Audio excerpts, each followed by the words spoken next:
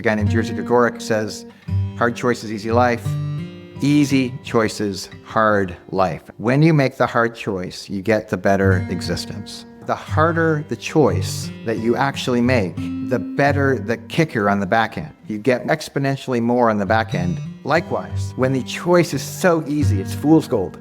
It's pretending as though I can just get the easy thing quick and easy and convenient and cheap and fast. You get it and you realize, oh wait, this isn't the genuine article. But don't pretend like the genuine article doesn't exist. It exists. It's just inside the rock that you have to beat and crush and work and dig to find the real gold. Hard choices get you to the better life, not the other way around. As humans, we prefer the path of least resistance. We crave convenience, the payoff without the price. But when our lives revolve around comfort, it doesn't deliver. Living in perpetual comfort leaves us weak and asleep. This podcast is an invitation to flip that script, to choose the unlikely path, to get the life you really want through voluntary discomfort. This is Strong and Awake. I'm Dane Sanders. If you've ever watched a sports film or participated in a sport yourself, you know those familiar scenes of they're in the room after the game, they're watching the tape, they're watching how the game went. But one thing that is really interesting to notice is they're not just watching how they are playing, they're studying the enemy, the opponent. They're setting their gameplay ahead of time to know what they're up against, and they're working on improving themselves and how they are going to attack this next enemy that's up. But one of the things that we often do in our own practice, in our own lives, is we spend a lot of time working on ourselves, but we don't actually identify what we are up against. So in today's episode, we're going to identify that. What are we up against in this life, in this battle that we have, in this journey that we're on? So Dane, I'd love to hear, what are we up against? Who is the enemy that most of us are being confronted with? Yeah, and I would go a little further than most of us. I'm making a pretty strong assertion here. This is humanity, all of us, nobody excluded. I dare you to find an exception to this rule. I've never seen one. That's how kind of strong, at least my point of view is on this. But I believe that there are kind of three, they're not problems in and of themselves, but the combination creates a remarkable trifecta of seemingly overwhelming challenge. And let's just kind of frame it that way. So the problem is kind of, you add A plus B plus C, and you have a serious obstacle. And let's name them with specificity. So the first one we talk a lot about at Men and Women of Discomfort is called the drift. And the drift is not debatable. The drift is a law. We actually talk about it in science as the second law of thermodynamics, or entropy, or the idea that energy dissipates. So if I have a hot cup of coffee, here's what we all know about my hot cup of coffee in 10 minutes. Everyone knows this hot cup of coffee is a cold cup of coffee in 10 minutes. Unless you put it on a burner or you do something to infuse additional heat into the cup. That's how you do it. You don't let it sit and assume it's going to retain its energy. It won't. This is what we all as humans are up against. This is why we're dying. This is why we're perpetually moving towards death. We're losing our energy. We're leaking, in a sense. And in a sense, when we get to what our response is, it'll become far more intuitive why we do what we do relative to this particular part of the challenge. So let's just kind of pin that one. We have the drift. And I like the metaphor of a drift. You and I both spent a lot of time near the ocean, and anyone who's been at the ocean, you know what an undercurrent is like. It's like this, you get in the ocean in one spot, and your family's right there all waving and smiling, and you're playing around, doing your thing, surfing, whatever, and then all of a sudden you look up and you're like, you don't see your family. And they didn't move. You did. You didn't even know what happened, and the current took you down the beach or somewhere, and there you are. And that's what we're talking about. It happens under the current, under the water, in a way that is almost invisible. You look away, you lose attention for a second, and all of a sudden you wake up and you're like, how did I get here?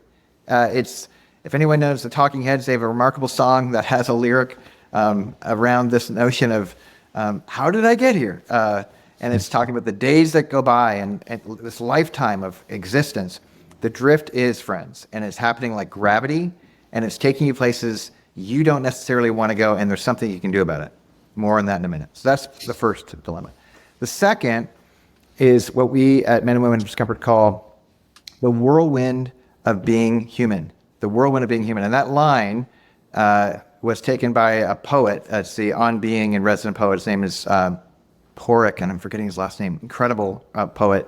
It was a throwaway line in an interview he had with Krista Tippett, and he was just describing, like, existentially the whirlwind of being a human being. And it captured my imagination the moment I heard it, because it I think encapsulates this notion of things that happen to you, circumstances, bad news from the doctor, someone driving into your car without permission, the family you got born into that you didn't pick, the raise you didn't get, or getting fired. Like, it doesn't matter, the upset in a relationship that you didn't cause. You can't control the storm that's coming. It's funny, even as I say these words, it's pouring outside and I just heard thunder and lightning, and this is the whirlwind. I did not pick that storm that's going on right now. The lightning that just went outside my window. But here's the deal. They're coming. And to pretend like the storm is not coming is a fool's errand. There's this amazing Norwegian proverb that I quote all the time that says, and this is pointing to where we're going to go in this conversation, is there is no bad weather, there's only bad clothes. And what that's speaking to is people who are foolish enough to not get ready and dress accordingly for what is very predictably coming. Instead, they pretend like it's not coming, and then they get caught with the wrong clothes, and then the storm ruins the day. And this is what we want to recognize. Circumstances are coming, get ready for it. And that's just the second part of the equation. So we have the drift, then we have the whirlwind, and then we pause. And it's precisely at this pause, this moment where we go, what should I do about the drift? What should I do about the whirlwind? They're very different things. The drift is dissipating energy. The whirlwind is things happening to me. Gosh, what do I need in response to these things? And it's very understandable why people would, in this cultural moment, choose the third thing. And the third thing, it's a crisis. It's a phenomenon that in our world, it's a temptation to respond to life in a way that is unbelievably attractive. A temptress at a level that's hard to overstate. And I'm creating drama, I hope, in like slowing this conversation down, because I want people to be thinking in their mind, like, what's he talking about? What's he talking about? And I think you know, because it's on the door. We are men and women of discomfort for a reason. The third prong to the enemy is the comfort crisis we live in. And even that line is stolen from a great book, great author, The Comfort Crisis by Michael Easter. And what he talks about, and so many are beginning to recognize, is that we live in a world, especially in the first world, where everything that we're being sold is promising ease, convenience, speed, a shortcut, comfort.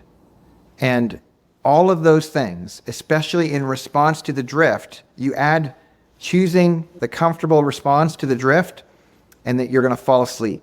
It's going to lull you to sleep, and you're going to wake up down the beach, further along with less energy. So just recognize, like, that's a bad combination. Like, I remember in welding class in junior high school, A before O, or up you go. O was oxygen, and if you put whatever A was before you're going to light the room on fire. You don't want to do that. It'll blow up. You can't do that. And you combine these two things, your world will shrink. You will die sooner. You're going to lose energy quicker. Comfort plus the drift means less of a life. Then, comfort in response to circumstances. This is where it gets next level, super complicated. And people do it all the time. They're under a bus. Something has happened to them that's real. They're grieving. They're under significant duress. They're stressed out. And what do? They choose comfort. They choose. I have a dear, dear friend who was in this kind of a state, and for a long, extended season, he was really under it economically, trying to provide for his family, whatever, and he just, like a cliche in a movie, turned to drink, and drink turned to violence, and violence turned to jail. And what was he actually leading toward? He just wanted to be comforted. He wanted relief. He might have even said something like so many say, like, oh, I'm so overwhelmed by the circumstances and the way things are going. Like, I just want balance in my life. And people don't really mean they want balance in their life. What they mean in those moments is they want relief. And in that craving of relief, they think that relief equals comfort. And comfort is just available. It's being sold to us perpetually. And you can't think of a product that doesn't sell quick, easy, more convenient, faster, cheaper, whatever. They're all the same marketing message because they're promising this relief. But you add that to a whirlwind, and the whirlwind gets worse.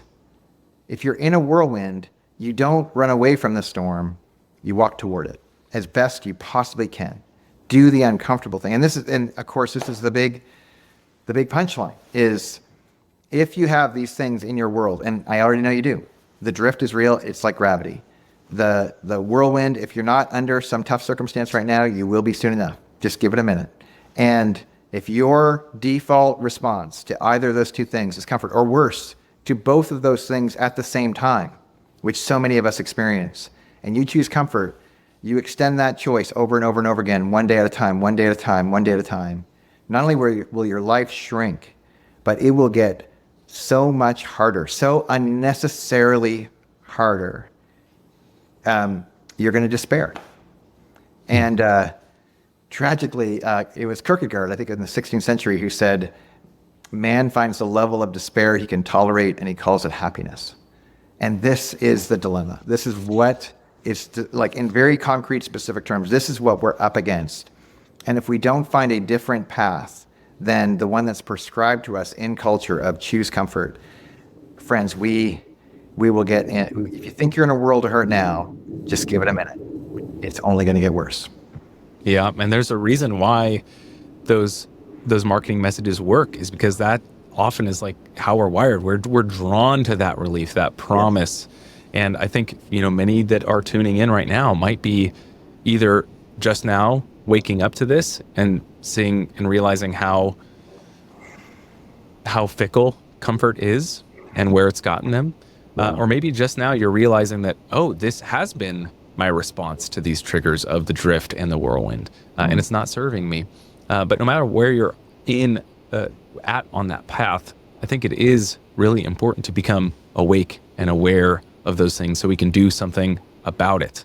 I want to lean in your direction for a second, Mitch, because it's funny. You and I, in literally the last few days, you and I check in every day, and in that process, I've noticed you've had things like the drift exist in your world. Your people getting sick, just circumstance, literal storms kind of crushing down on your home, and metaphorical ones, and in the midst of that, I know you told me like you're tempted to fall asleep a little bit, to cut corners on your practice and those kinds of things. And I'm just wondering if we could give a little bit more particular examples to this, because I think when we talk about it in theory, it's easy to nod and go, yes, yes, yes. But then when it gets to like, yeah, but I'm a dad with young kids, or no, my wife is sick, or like somehow we get hall passes or something. And actually those are the precise examples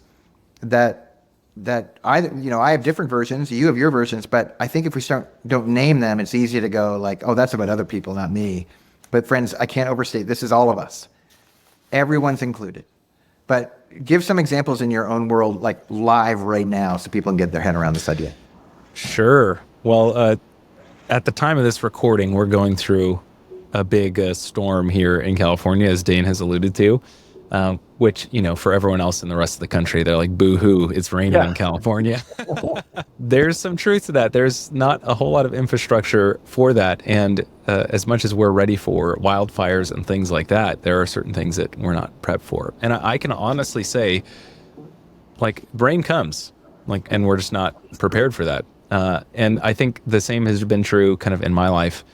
I know that with 3 little kids, with a wife who is a principal at a school, like there's going to be a revolving door of sickness in our home. And a lot of times I kind of trick myself or lie to myself that, the drift won't happen. Oh, these whirlwinds won't happen. Like I fill my schedule to the brim, instead of anticipating that there are going to be moments when we're sick. There are going to be moments when I get to serve my family or drop my kids off at school, etc. And I've been noticing that drift in myself. I'm a recovering perfectionist, recovering people pleaser. And up until now, I've very much been one to let myself off the hook as long as I have a valid excuse, a valid reason. And oftentimes, I can double down on the drift, double down on the whirlwind, and seek my own kind of comfort when my wife is sick, or I'm sick, or I have to drive the kids to school, or these stories I'm telling myself, and I'm saying, well, those are all reasons to kind of not follow through on the things I've committed to, not follow through on the very things that are making me able to show up in this way. So that's what this week has looked like for me, looking for those moments of excusable comfort seeking, of looking for relief, hoping that it will provide some kind of respite or provide some kind of dopamine hit or what have you, but realizing just how temporal those are. Sorry, I interrupted, but I was kind of trying to live in your skin for a second. Like, I would imagine even though work is difficult, sometimes work is easier than dealing with a sick wife, or like 100%. So it's like, oh, I'm going to work, honey, but really I'm just trying to find the easy path. That's the comfort in contrast with the 100%. that's in front of you. Yeah, absolutely. And then it perpetuates. So then you work late, you do the extra thing, you're like, it feels noble, right? Like, I'm catching up, I'm serving the family, and I'm tired now, and I can't serve you like you need me to, and on and on and on. Yeah, well, and you notice this too, like as you start to become more awake to these things, and trust me, there's tons of opportunities in my world to become more awake to these, but you realize these small moments and how they cascade. Like you were saying, the tired example, that's like a go-to, especially for parents with young kids or busy professionals. Like, oh, I'm tired. Oh, like that's why I responded in this way, or that's why I can't do this thing. And man, that's not the place that I want to be at. I want to be in a position of strength, not working from behind. But I'd be curious, Dane, in your world, we've got the thunder and the storms going on there. What are some examples of this whirlwind and drift in your stage of life, or where you're at now? Yeah, so I have 4 kids. My youngest is 18 this week, and she is getting ready to go to college, which means if you're doing the math, that's 4 kids to college. So that's not an insignificant contribution to their future. Our kids contribute, but we back them, and that's just normal, right? I would even call that like not circumstance, like that's opportunity. I'm like, oh, what a gift I get to them. What a privileged position to be in. But there's still energy that's dissipating in that money, like cost, burden, time, energy it takes to kind of figure all that stuff out. There's just like a tax there that is real. It's also grieving. Our 4th kid, my poor wife has to live with just me for the rest of her life. She's like wanting to buy animals left and right to kind of fill in the gap here. And we laugh, but it's totally true.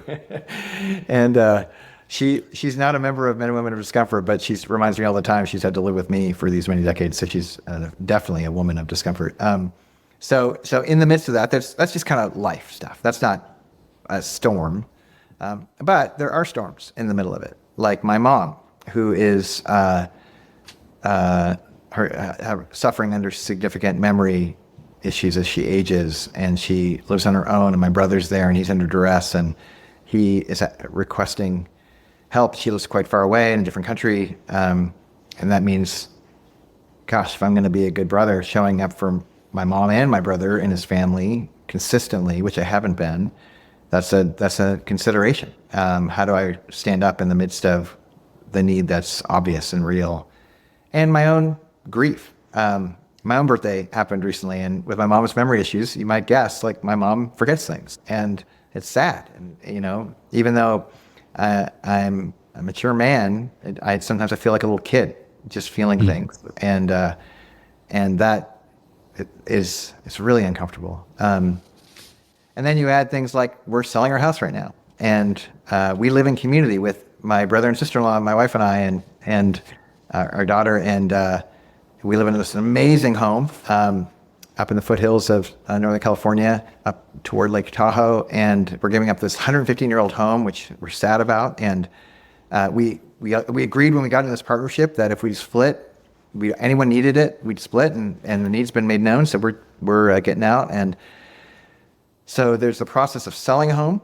It's an old home, so there's a bunch of things we need to do. We're negotiating prices. We're doing this in the midst of a job and running a community, and in the middle of that, we're considering a move to Southern California or somewhere else, and all of these things. And my daughter's graduating, and the timing isn't just quite right. So it's circumstances, things that are happening that have nothing to do with things like, paying the mortgage, or I have a race that I'm running in a month, or the things that I'm already choosing. My life's pretty full. I have a full-time job. I do a lot of work. So you add all those things up, and the exact same temptations that you're describing, Mitch, like to the letter, are my experiences. Totally different circumstances, the exact same temptation in response. 100% of that, like every single day. And I get to decide if I want to win the day or not. And it's entirely within my agency if I do. And it's entirely within my agency and my responsibility, opportunity, or missed opportunity if I don't. And I think that's the part that gets missed. And I hope that's where we can move the conversation next, because these challenges are not the end of the story. We have to pause long enough to look at them square in the face and acknowledge them for what they are. But it begs the question, what kind of a response do you design to have a life where you're thriving and flourishing, despite the drift, despite the whirlwind, and despite the constant temptation to pull the ripcord and get short-term comfort? Yeah, I'd love to move towards, like, what is that response? How can we be equipped to make that? And even if ill-equipped, still choose that.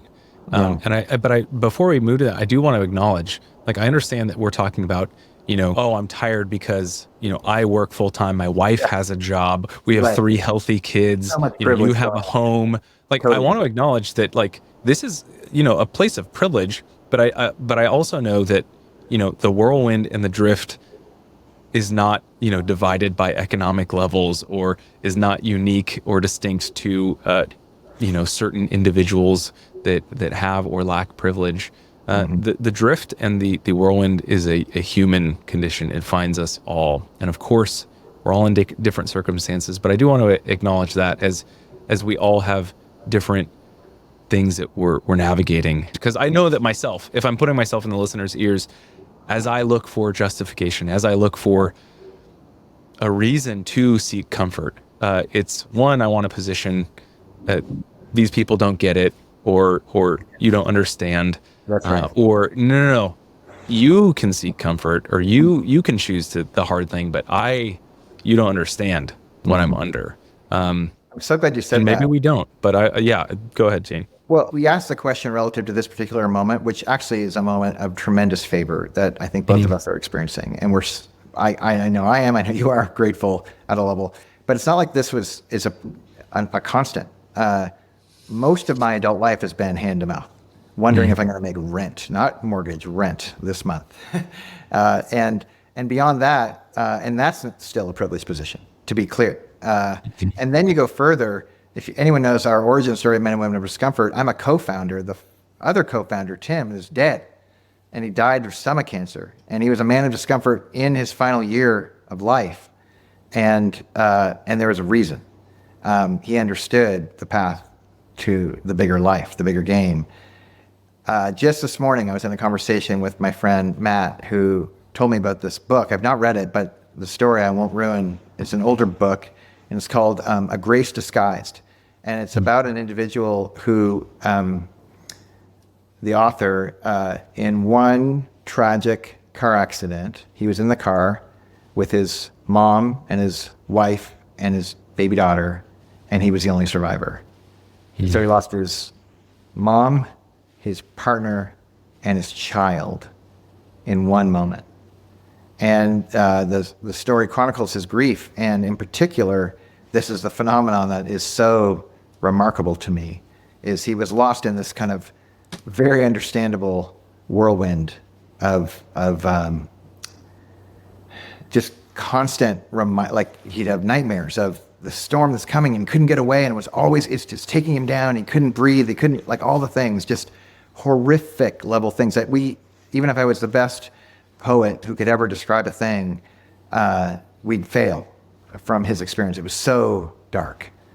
And somehow in the midst of that thing, he got a vision to, instead of running from the storm, he turned back towards the storm and went through the storm.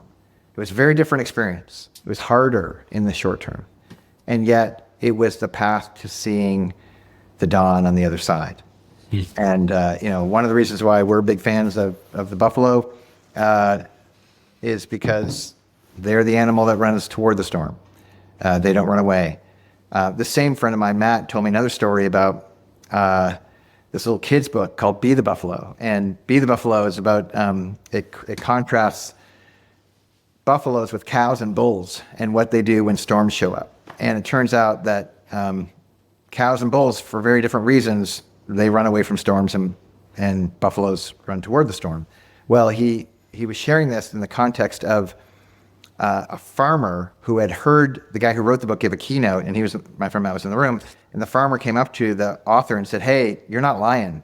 We have a huge ranch with all these cattle. Storm hit, sure enough, and guess what the cows did? They ran in one direction until they hit the electric fence, and they were leaning against the electric fence forever, like for a long period of time, just zap, zap, zap. 75 head of cattle electrocuted themselves, not in an instant, over zap, zap."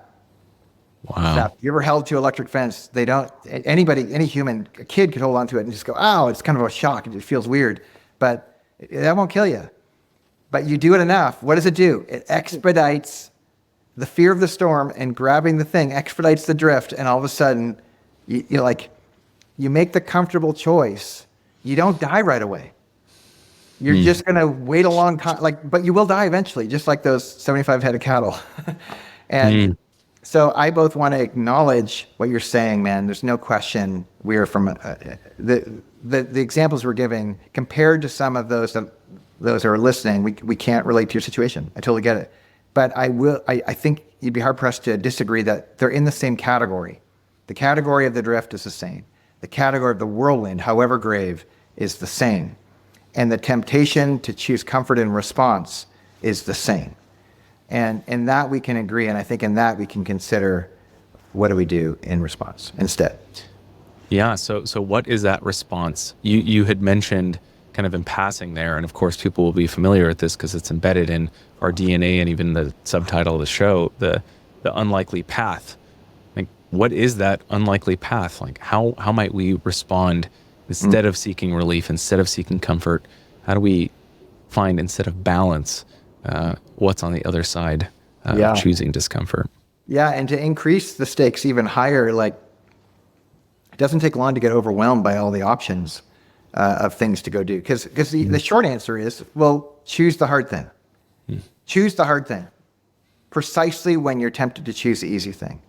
And, one of our inspirations in our community is a guy named Jerzy Gregorek, who says, hard choices, easy life. Easy choices, hard life. And I think this gets right to the point of what we're addressing here. When you make the hard choice, you get the better existence. And the harder the choice that you actually make, the better the kicker on the back end. You get exponentially more on the back end if the choice is particularly hard. Even though it's understandable you wouldn't pick it, if you did pick it, the return is ridiculous. Likewise, when the choice is so easy, it's fool's gold. It's pretending as though I can just get the easy thing quick and easy and convenient and cheap and fast and just the thing. And it's like you get it and you realize, oh wait, this isn't the genuine article. But don't pretend like the genuine article doesn't exist. It exists. It's just inside the rock that you have to beat and crush and work and dig to find the real gold. Hard choices get you to the better life, not the other way around. And it's funny, that's the big kind of inside joke at Men and Women of Discomfort, is we are actually committed to comfort at a level that most people don't understand. But we want the real comfort, the comfort that is truly comfort, that doesn't go away, that doesn't dissipate the moment the sugar passes through your taste buds, and craving more sugar. Instead, we eat the vegetable and we don't get the kicker on the front end, but our body gets stronger. We actually don't crave the crap food, and we actually are satiate. Like it's such an easy metaphor and hard set of choices. But that's the short answer. The short answer is make the hard choice. Make the discomforting, difficult decision. Do the hard thing. And if you're really smart, you'll habituate around it. You'll decide, I'm going to be the kind of person who wants to do that, and build habits around that. And over time, those habits can actually turn into routines.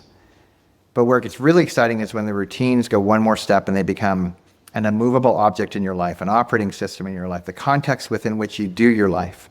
And when you get to that place, your practice actually buoys you in the midst of the drift. It buoys you in the midst of the storm. And it reveals comfort for what it is. And you start to look at it and realize that's the foolish choice. That's the choice, that's the sucker bet right there. And I don't want that fool's gold. I want the real thing. But of course, when you build a practice, you start thinking comprehensively in your life. We talked about this when we talked about Credo. Like, you start extending, you go, well, what if I did this with my fitness or my food or finances or relationships or, fill in the blank.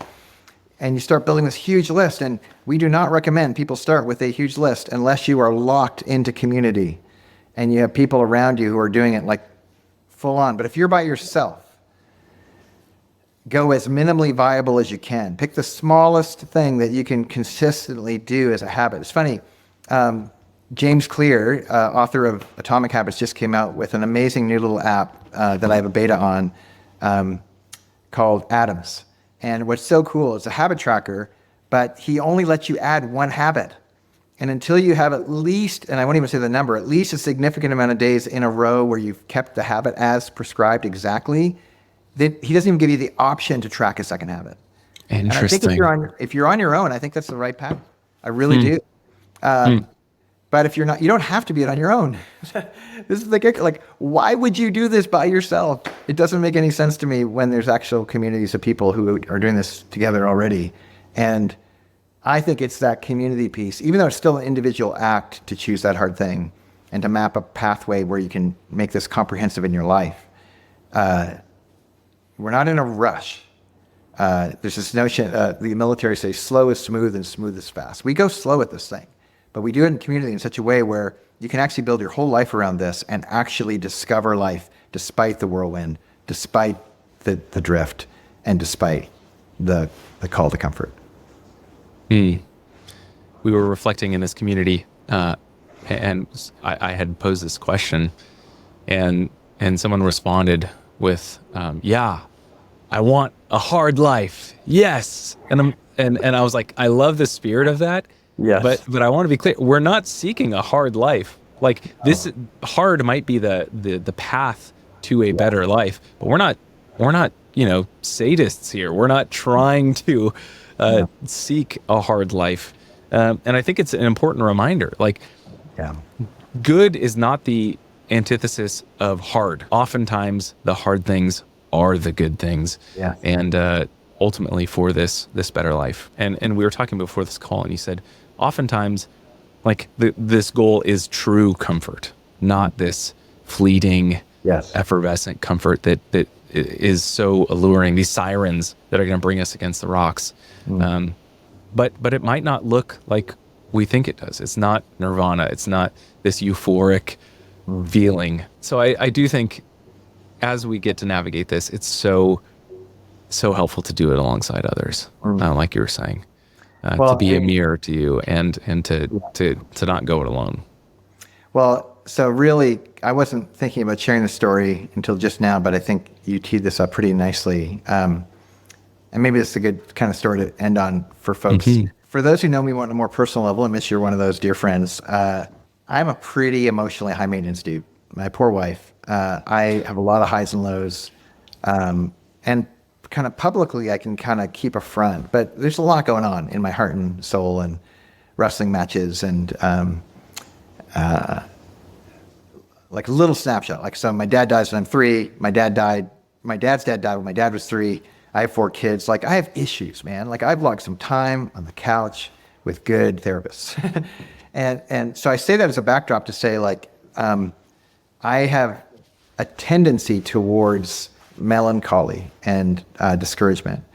And my birthday, it just happened. And leading up to my birthdays are really loaded to me, probably because of things like anxiety about, like, will my mom remember, things, little silly things like that. And will I make the most of the day? And will I waste it? Will I squander it? Like, all these kind of fears going into the day.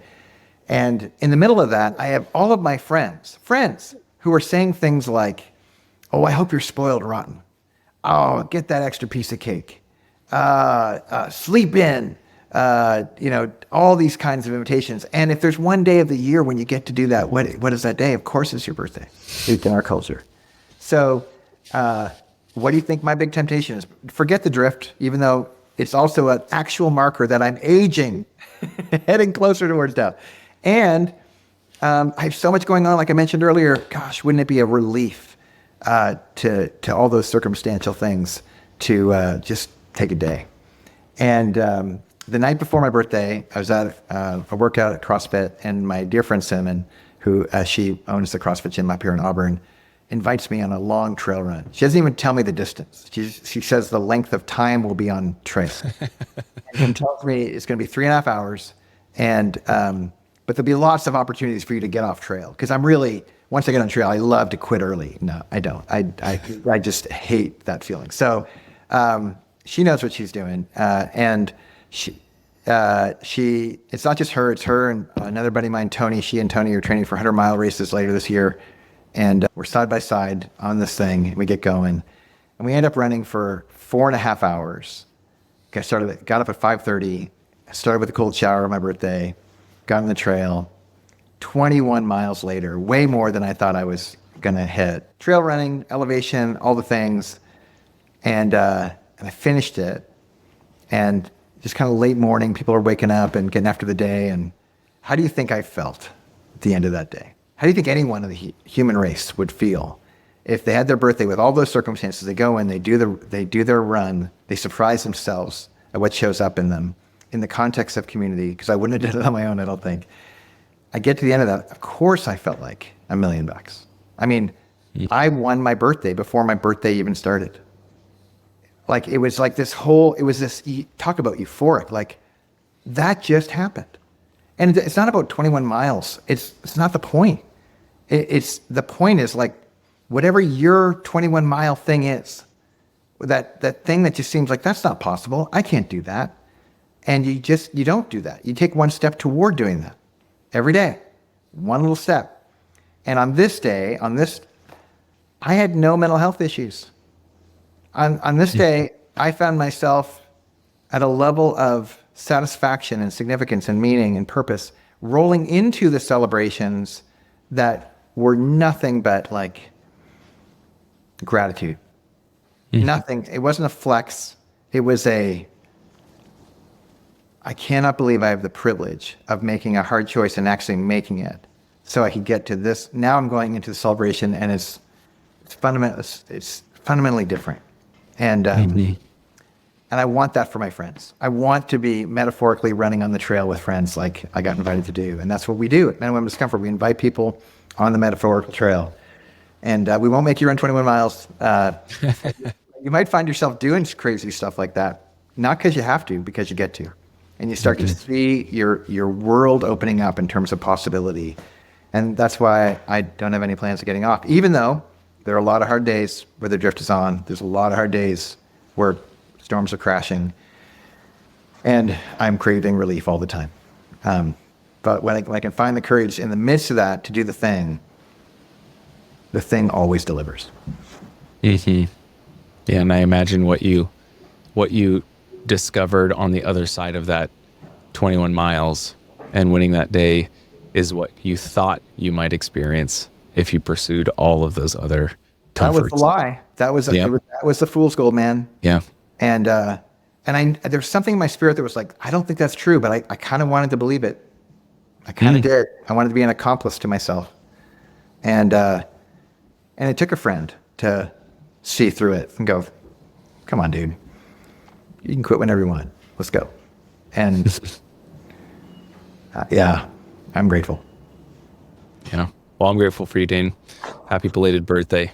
Thanks, If man. you'd like to jump in and celebrate with Dane himself and participate in the hard and good work that we're doing, visit us at MWOD.io, MWOD.io, or check out the show notes for more details. Thanks again, Dane. Thanks, Mitch. This is Season 1, Episode 11 of Strong and Awake, the Unlikely Path podcast. Men and Women of Discomfort is our membership community, and we are open to everyone. But keep in mind, our tagline is, it's probably not for you. If we're wrong about that, or if you want to find out for yourself, you can find us at MWOD.io.